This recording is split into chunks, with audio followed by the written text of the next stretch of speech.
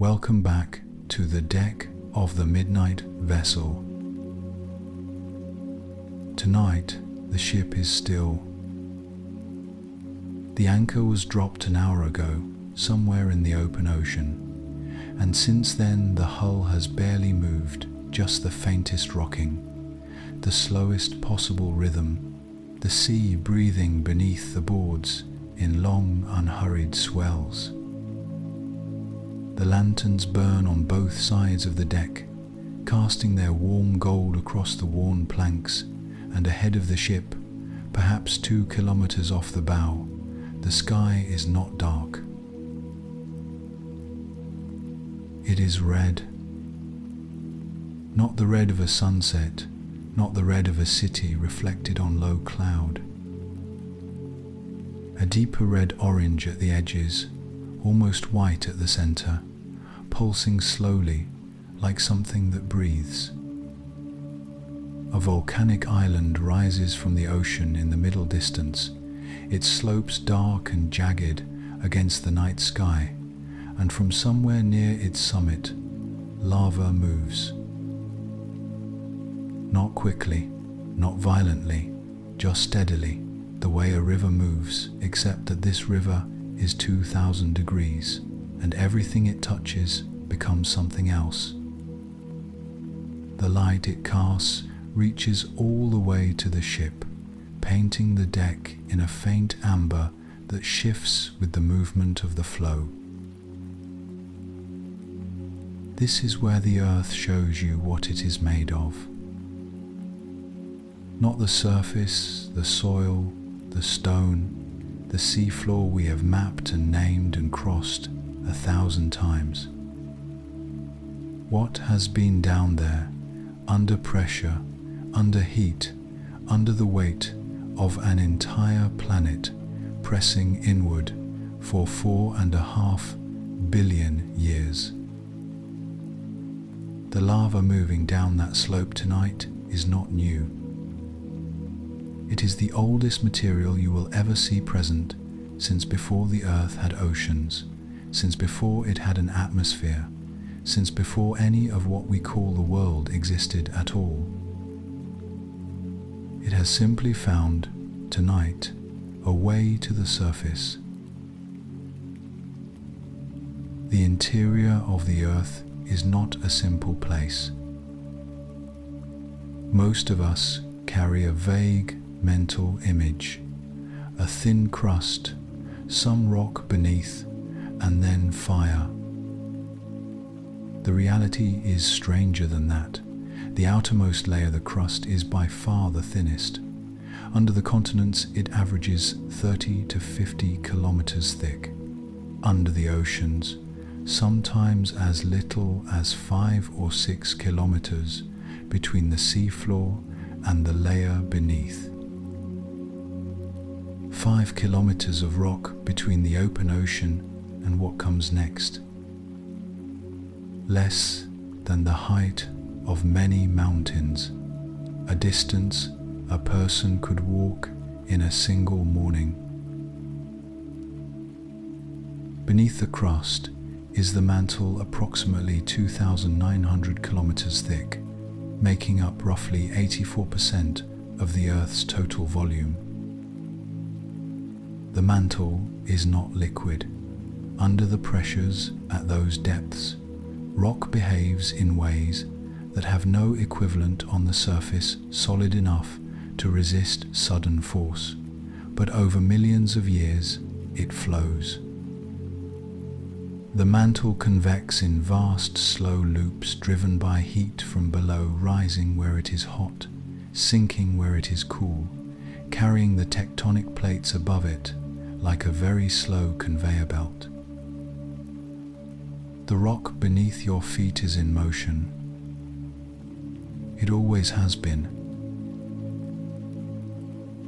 At the center of the earth is the core and outer core of liquid iron and nickel, and an inner core of solid iron under such extreme pressure that it cannot melt despite temperatures exceeding 5,000 degrees. The outer core generates the planet's magnetic field, deflecting the solar wind that would otherwise strip away the atmosphere over geological time, as it did on Mars after Mars lost its own magnetic field billions of years ago. The iron turning in the dark at the center of the Earth is what makes the surface habitable. Magma forms in the mantle where a reduction in pressure allows rock to melt. This happens where tectonic plates pull apart, where one plate dives beneath another, and where a column of unusually hot mantle material, called a plume, rises from deep below and burns through the crust above. The Hawaiian Islands were built this way, the Pacific plate moving slowly over a fixed hotspot, each island forming in turn and then carried away as the next one rises. The island ahead of the ship was made by the same process. The Earth, building new land from the inside out, one slow pour at a time. The lava on the slope finds a new channel, and the light on the water shifts with it. From here the island looks almost peaceful, a slow fire on a dark hillside, steam rising where the flow meets the sea, the red glow broken into fragments on the water between. What looks like a quiet glow is the interior of the planet expressing itself. What looks like a hillside fire is the Earth making new land. The deck is warm from the amber light across the water. The swells pass under the hull in their long, slow rhythm, and the island burns on the horizon with the patience of something that has been doing this for millions of years. In the next passage, we look more closely at the volcano itself, at the different ways it can speak, and at what it sounds like when the Earth decides to say something louder. The volcano does not have one voice.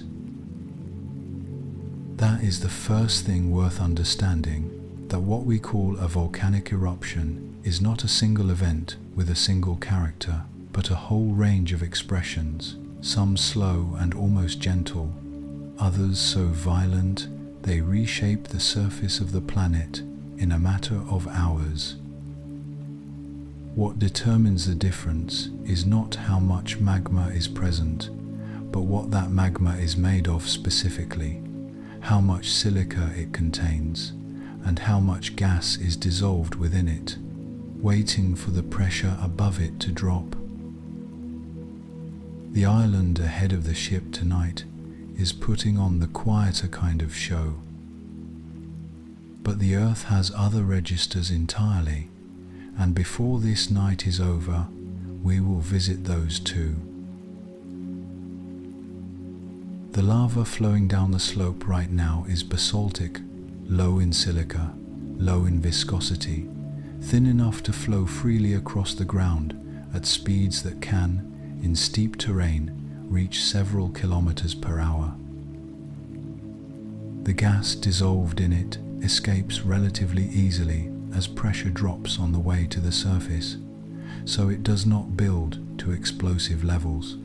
What you get instead is what volcanologists call effusive eruption, lava fountains, lava rivers, slow-moving flows that destroy everything in their path, but do so with unhurried inevitability rather than sudden violence. The Hawaiian volcanoes are the world's most famous examples.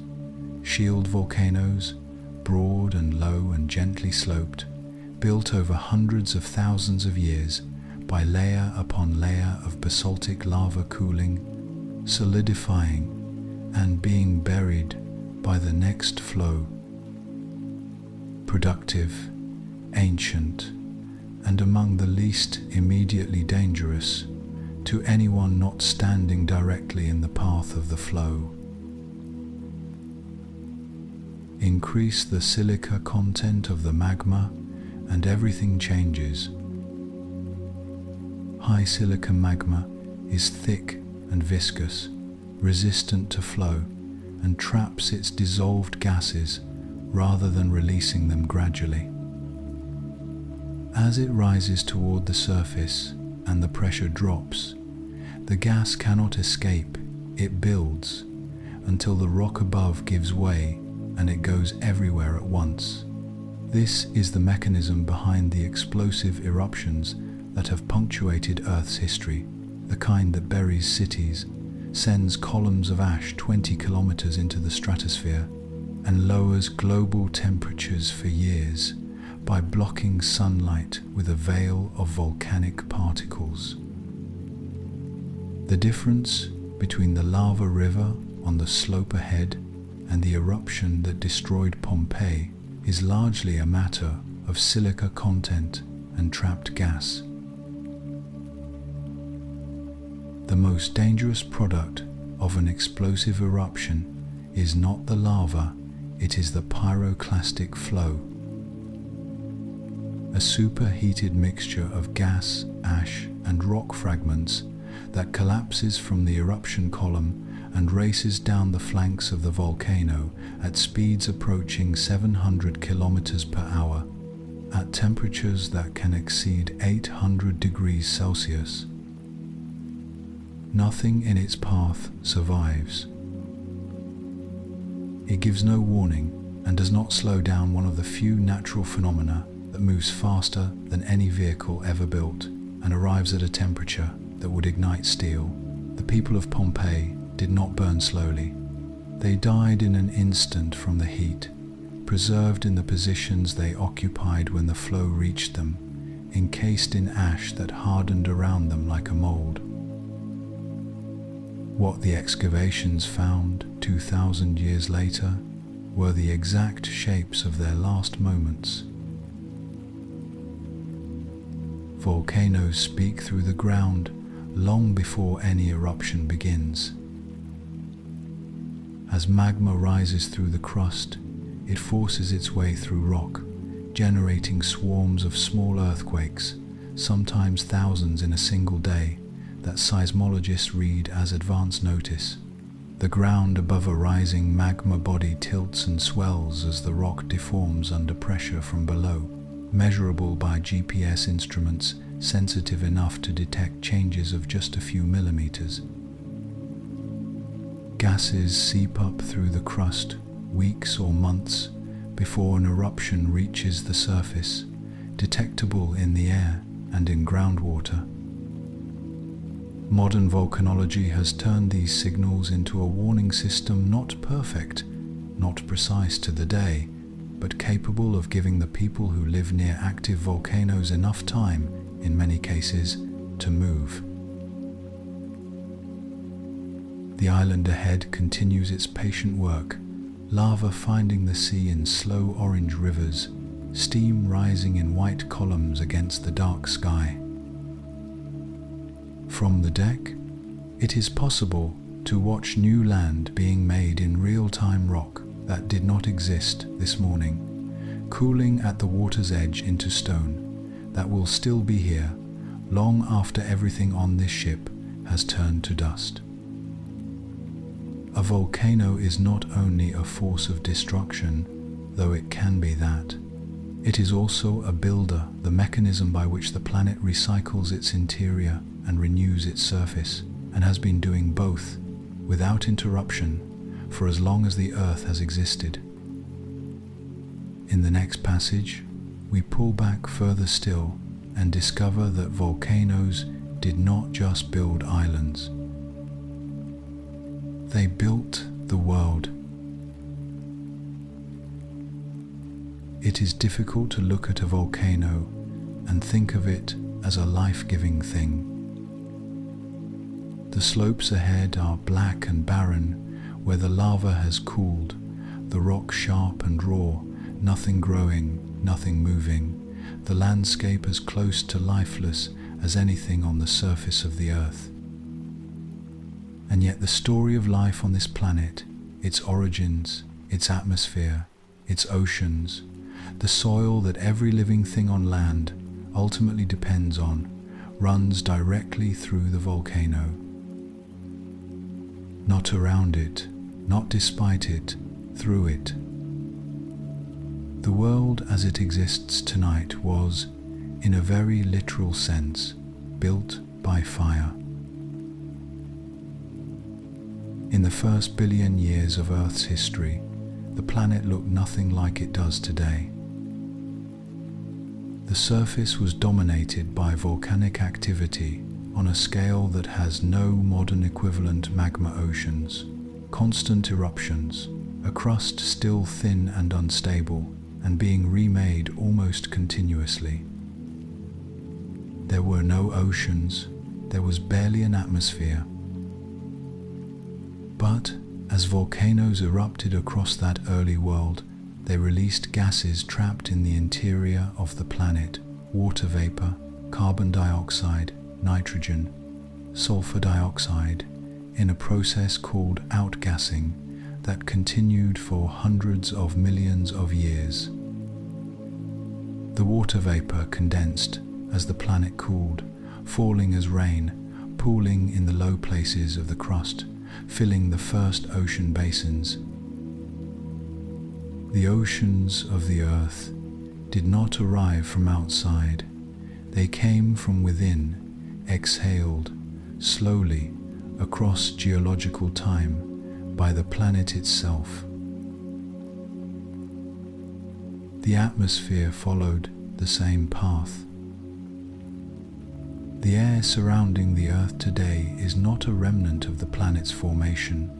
The original atmosphere was largely lost in the violent processes of the early solar system. What replaced it was volcanic, billions of years of eruptions releasing gases from the mantle, gradually building the atmospheric pressure and chemical composition that would eventually support life. The oxygen came later produced by photosynthetic organisms, transforming the air over the course of 2 billion years, but the foundation on which all of that chemistry played out was laid by volcanoes. Every breath taken on this planet is drawn from an atmosphere that volcanism built. The air itself is, in this sense, a volcanic exhaust. The first life on Earth almost certainly emerged in a volcanic environment. The leading hypothesis for the origin of life places it at hydrothermal vents on the seafloor cracks in the ocean crust, where hot, mineral-rich water superheated by volcanic activity below vents into the cold, deep ocean. These vents create steep chemical and thermal gradients, sharp boundaries between hot and cold, acidic and alkaline, that provide exactly the kind of energy differential the first chemical reactions of life would have needed. The minerals precipitating from vent fluids form tiny, porous structures, microscopic chambers in which the early chemistry of life could concentrate and react without dispersing into the surrounding ocean. Life in this picture did not begin despite the volcano.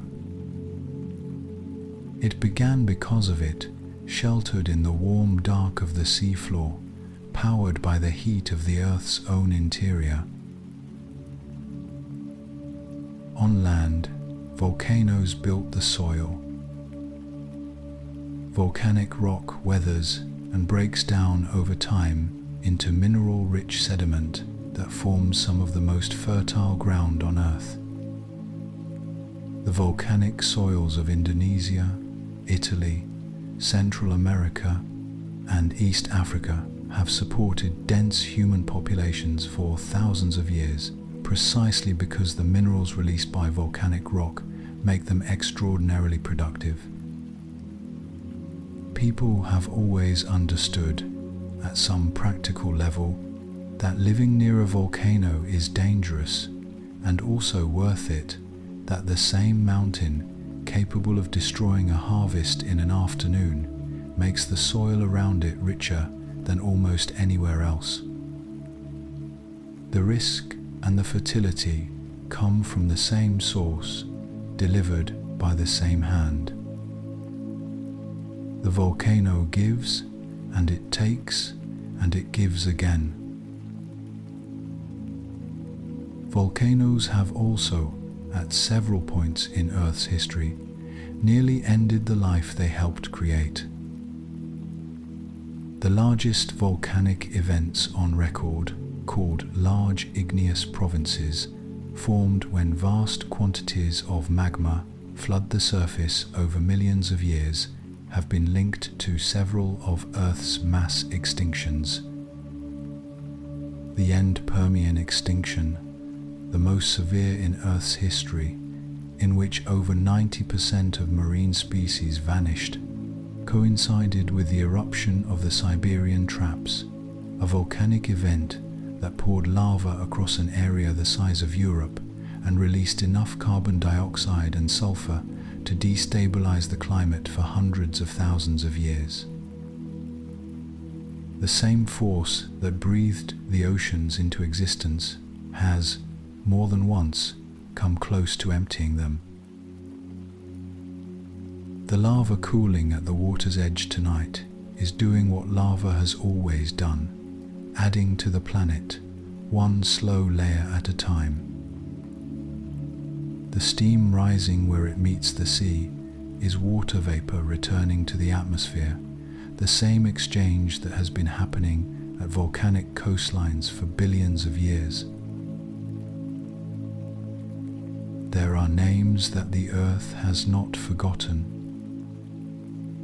Pompeii, Krakatoa, Tambora, Toba.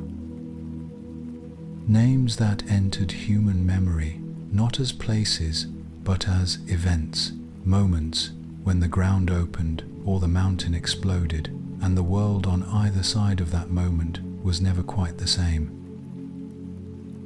The history of civilization is threaded through with volcanic catastrophe, and the history of the planet before civilization, with eruptions so large they have no human equivalent events that altered the climate, reshaped the land, and, in at least one case, came close to ending our species entirely. Tonight, anchored in the light of a volcano that is, by the standards of history, a quiet one, we visit those moments one by one. Pompeii is the most famous volcanic disaster in the human record, and it earned that distinction not only because of its scale, but because of what it preserved. On the 24th of August in 79 CE, Mount Vesuvius, which had been dormant so long that the people living on its slopes did not know it was a volcano, erupted with a force that sent a column of ash and pumice 20 kilometers into the sky. The eruption lasted 18 hours, burying the city under several meters of volcanic material and preserving everything beneath it: the streets, the buildings, the food on the tables, the graffiti on the walls, and the people themselves in a state of almost perfect suspension. When excavations began in the 18th century, they did not find ruins. They found a city, frozen mid-afternoon at the moment the ash arrived. 2,000 years of ordinary life held still under the mountain's exhale. Krakatoa in 1883 produced the loudest sound in recorded human history. The eruption of the volcanic island in the Sunda Strait was heard clearly in Australia, nearly 4,000 kilometers away, and in the Indian Ocean, nearly 5,000 kilometers in the opposite direction. The explosion destroyed most of the island, triggered a tsunami, that killed over 30,000 people on the surrounding coastlines and sent enough ash into the stratosphere to lower global temperatures by more than a degree Celsius for the following year. The sunsets around the world in the months after Krakatoa were reported as extraordinary vivid reds and purples caused by volcanic particles scattering the light of the setting sun. Edvard Munch, living in Norway, wrote in his diary about the lurid, blood-red sky he witnessed that year. Many art historians believe the sky in the scream was painted from memory of those Krakatoa sunsets. Tambora, in 1815, was larger still, the most powerful volcanic eruption in recorded history, killing an estimated 70,000 people directly and triggering a climate disruption that became known as the Year Without a Summer. In 1816, temperatures across the northern hemisphere dropped sharply. Snow fell in New England in June. Harvests failed across Europe and North America. Famine followed. In Switzerland, that cold, dark summer, a group of writers sheltering indoors began a competition to pass the time who could write the most frightening story. Mary Shelley wrote Frankenstein. John Polidori wrote The Vampire, the template for every vampire story that followed. The Year Without a Summer, caused by a volcano on the other side of the world, gave literature two of its most enduring monsters. The eruption of the Toba supervolcano, roughly 74,000 years ago in what is now northern Sumatra, occupies a different category entirely. Known only from the ash layer it deposited across South Asia and East Africa, and from its preserved caldera, now a lake 100 kilometers long, Toba is estimated to have been 3,000 times more powerful than the Mount St. Helens eruption of 1980. The volcanic winter that followed may have lasted a decade or more. Genetic evidence suggests that the human population at the time dropped to somewhere between 3 and 10,000 individuals, a bottleneck so severe that every human being alive today may be descended from a small group of survivors who endured the years of cold and ash. The species came close to the edge. The volcano pushed it there. The island ahead burns with none of that violence tonight, just the steady, patient outpouring of a hotspot doing what hotspots do, building quietly in the dark. But the history is present in the fire all the same. Tambora and Krakatoa and Toba encoded in the same geological process, expressed at different scales across the long record of the Earth. Every eruption is a version of the same event. In the next passage, we leave the surface entirely and descend into the part of the volcanic world that most people never think about, the fire that burns unseen beneath the sea. Most of the volcanic activity on Earth happens where no one can see it.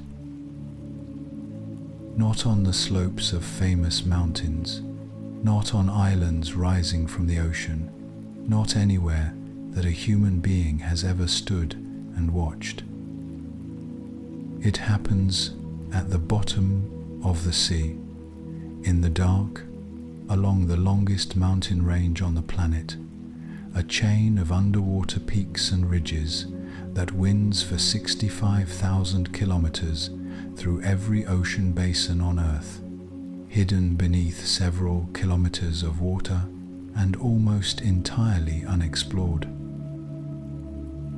The mid-ocean ridge system is where tectonic plates pull apart from each other, where magma wells up continuously from the mantle to fill the gap, where new ocean floor is being created right now, tonight, in the dark, at the bottom of the world. The scale of this underwater volcanism dwarfs everything on the surface. It is estimated that somewhere between 70 and 80% of all volcanic activity on Earth occurs along mid-ocean ridges, a near constant outpouring of basaltic lava that has been building the ocean floor for hundreds of millions of years. At the fastest spreading ridges in the eastern Pacific, new seafloor forms at a rate of up to 15 centimeters per year, about the rate at which fingernails grow, but across a surface thousands of kilometers wide. The ocean floor is not old. It is constantly being renewed at the ridges and consumed at subduction zones, where it dives back beneath the continents. The oldest ocean floor on Earth is only around 200 million years old. The oldest continental rock is over 4 billion. The seafloor is young because the planet keeps remaking it. Where the volcanic heat is most intense along these ridges, something extraordinary emerges from the seafloor. Hydrothermal vents, chimneys of mineral-encrusted rock rising several meters from the ocean floor, venting superheated water at temperatures up to 400 degrees Celsius directly into an ocean that is just above freezing. The water does not boil at those depths because the pressure of several kilometers of ocean above keeps it liquid regardless of temperature, a physics of extremes that produces one of the strangest environments on Earth.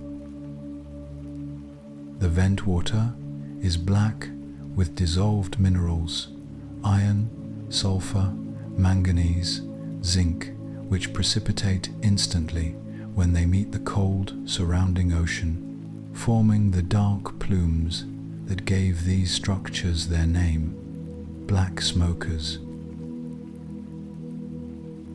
Around these vents, in complete darkness, at pressures that would crush an unprotected human body, life thrives.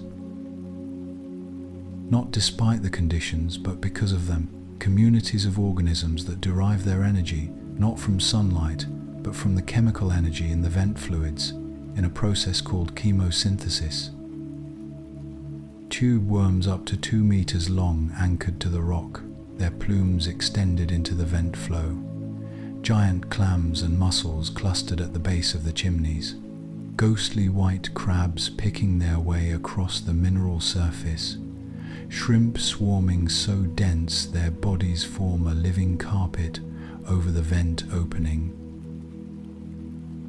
These ecosystems are entirely independent of the sun, the only ones on Earth powered by geothermal energy alone, running on the same volcanic heat that drives the eruptions visible from this deck.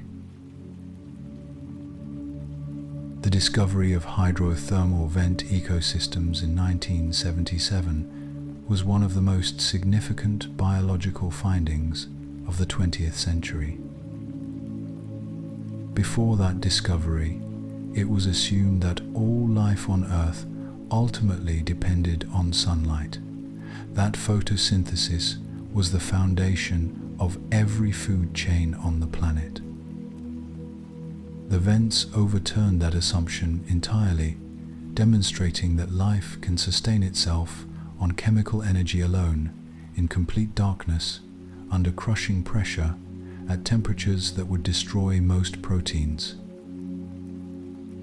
The implications extended beyond Earth if life can thrive in those conditions here, then the subsurface oceans of Europa and Enceladus moons of Jupiter and Saturn, believed to harbor liquid water beneath their icy surfaces, become far more plausible candidates for extraterrestrial life.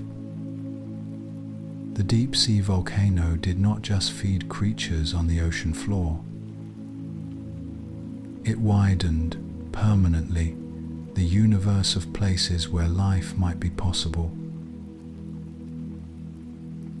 The ship sits above water that conceals, somewhere far below this hull, mountains and valleys and volcanic plains on a scale that makes the landscape visible above the surface look modest.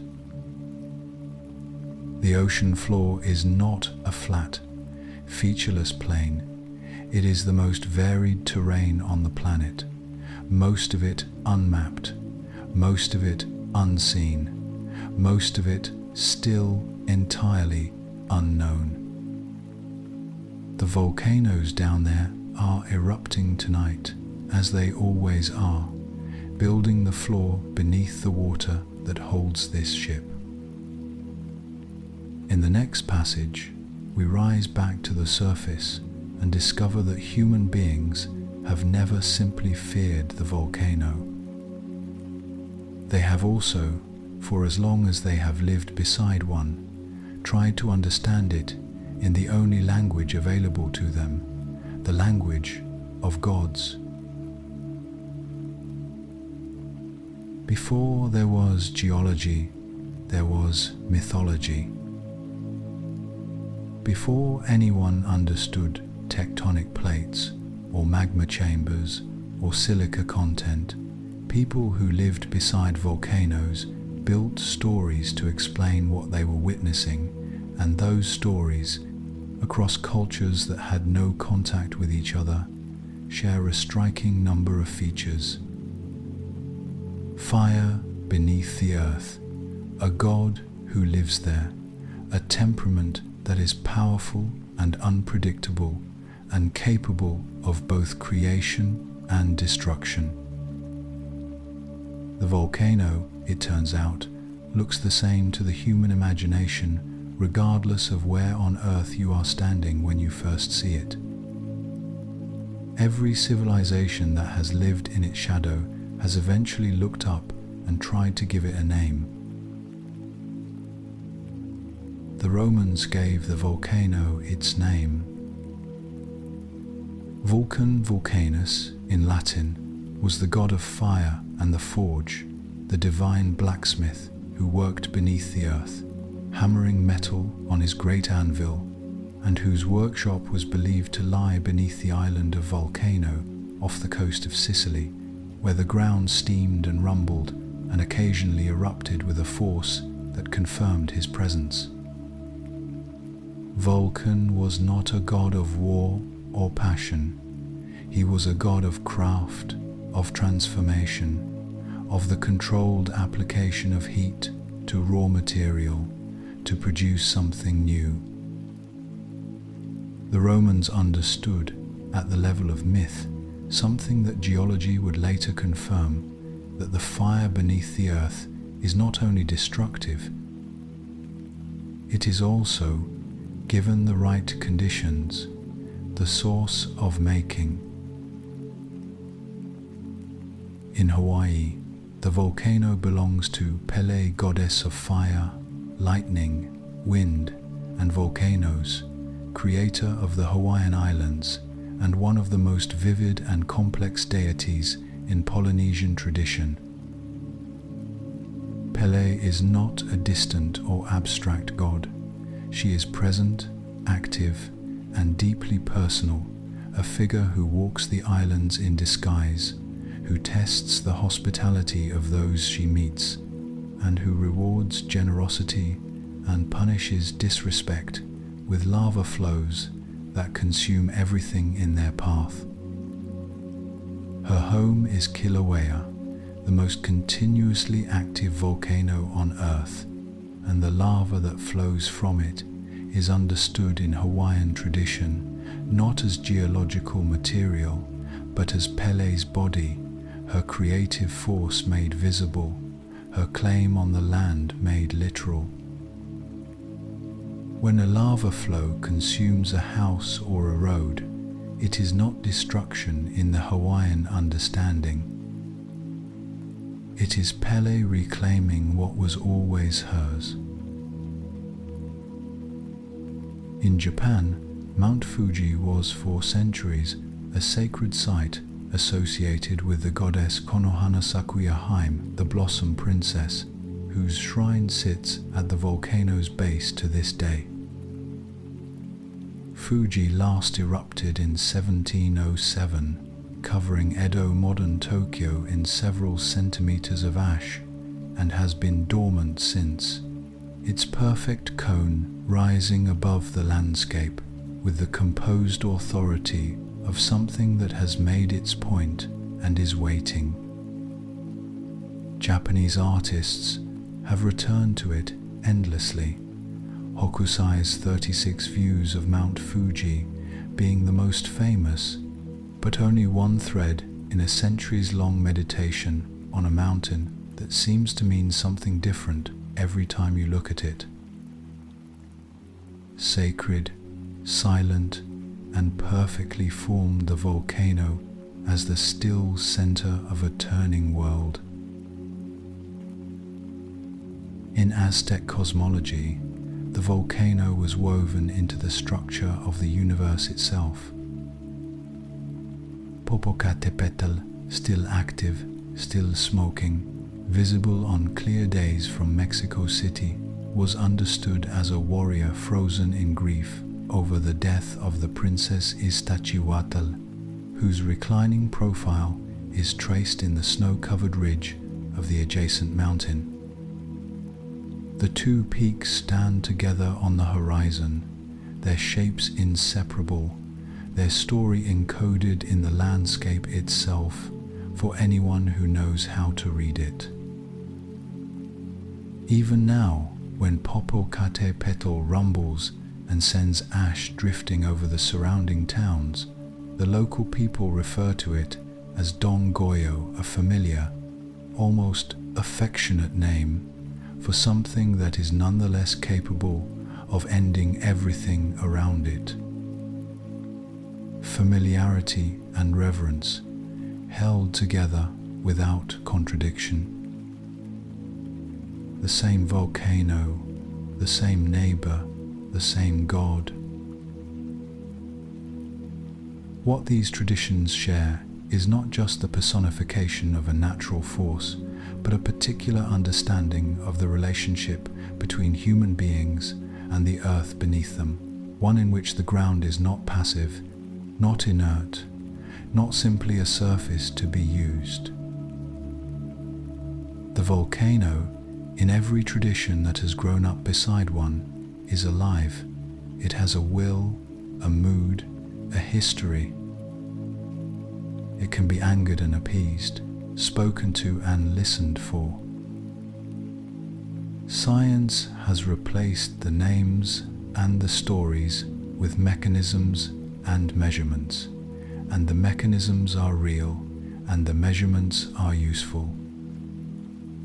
But the underlying intuition that the earth beneath us is active and powerful and worthy of attention is one that geology has not disproven. In the next and final passage, we come to the end of the night and let the volcano speak its last, quietest word.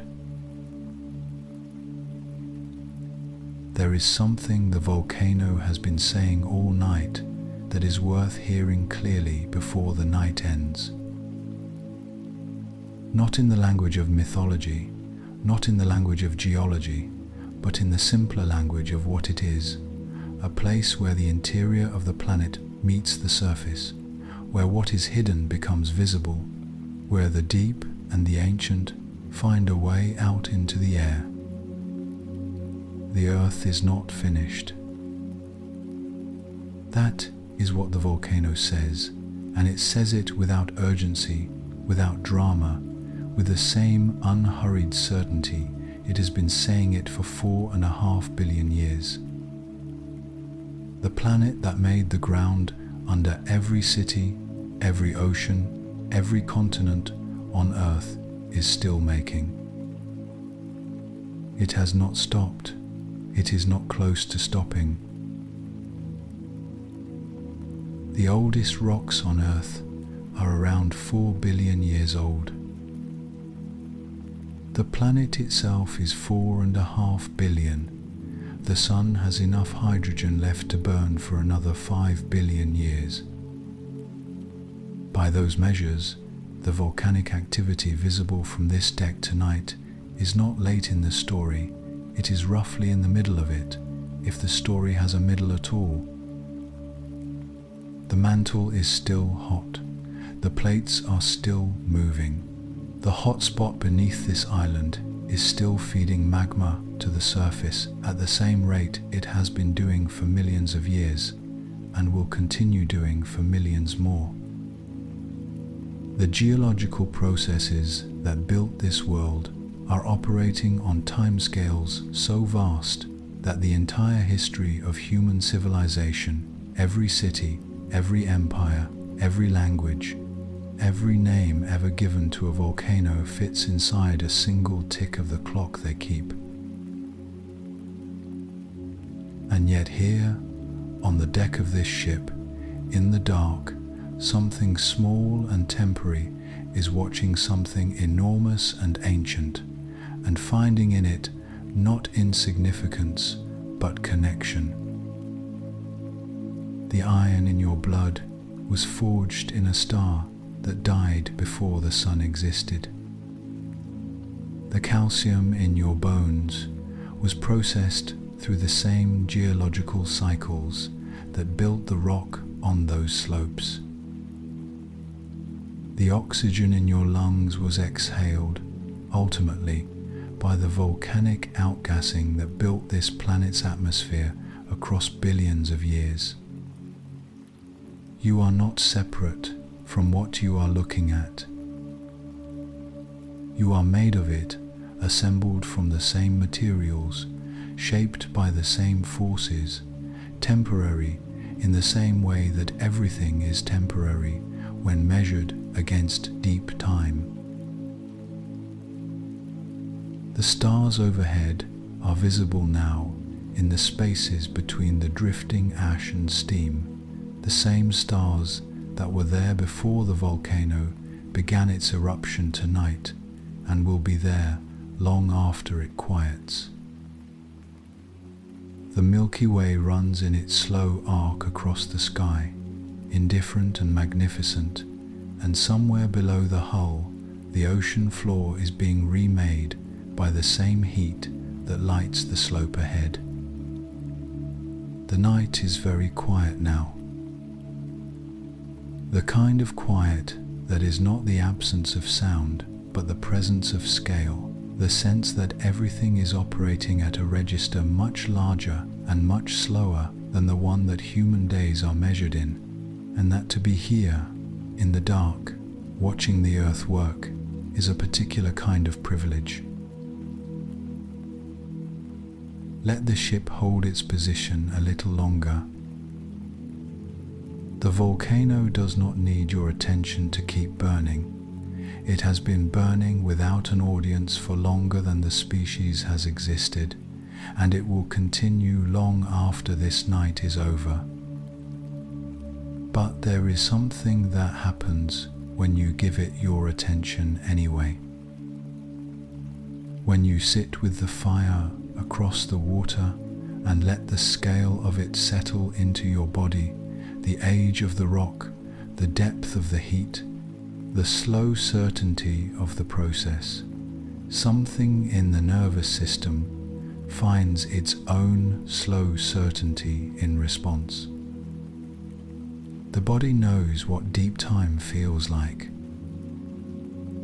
It has been inside it for as long as it has existed. The lava reaches the sea in a slow orange line, and the steam rises into the dark, and the water between the ship and the island catches the last of the volcanic light and holds it in long, trembling reflections. The island will be here tomorrow, and the night after, and for 10,000 nights after that, adding to itself in the dark, patient and unhurried, and entirely certain of what it is doing. The earth is still alive. You have spent an evening in the light of its proof.